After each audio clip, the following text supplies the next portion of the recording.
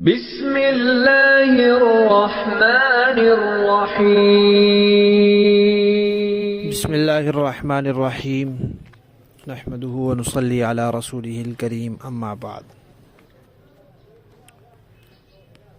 روزے کے فدیے کے بارے میں عام طور پر یہ غلط فہمی پائی جاتی ہے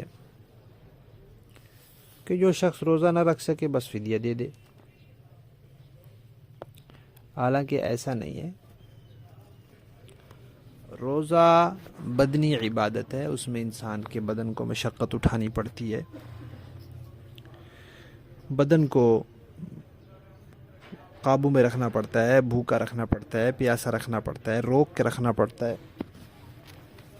جبکہ فدیہ تو مالی عبادت ہے، تو بلا وجہ بلا ضرورت خام خواہی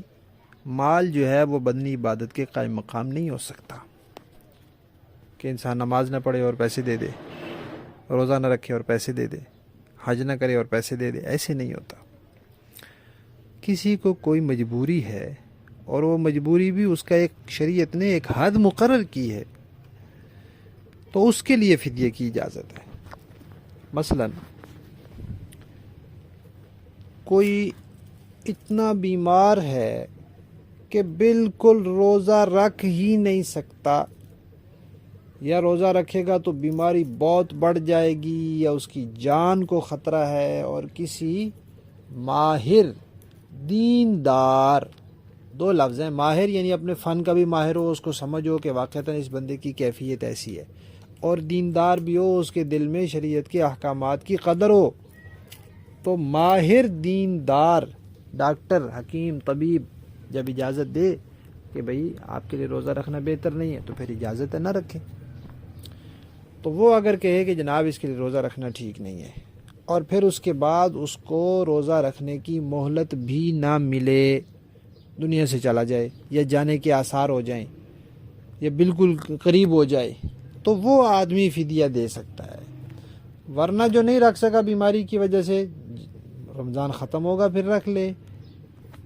پورے مہینے کے روزے بھی اگر کوئی نہیں رکھ سکا تو ہر مہینے 3 کر کے رکھ لے، 10 مہینوں میں اس کے 30 روزے پورے ہو جائیں گے۔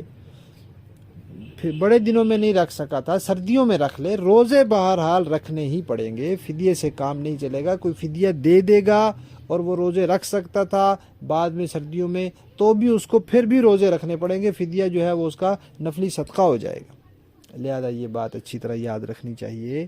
کہ بلا وجہ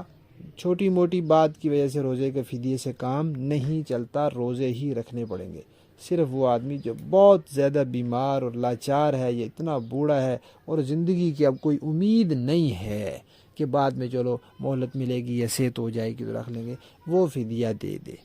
اور فدیہ دینے کے بعد اگر اللہ نے اپنی قدرت سے اس کو ایسی صحت دے دی کہ پھر روزہ رکھ سکتا ہے، تو پھر بھی اس کو روزہ رکھنا ہی پڑے گا۔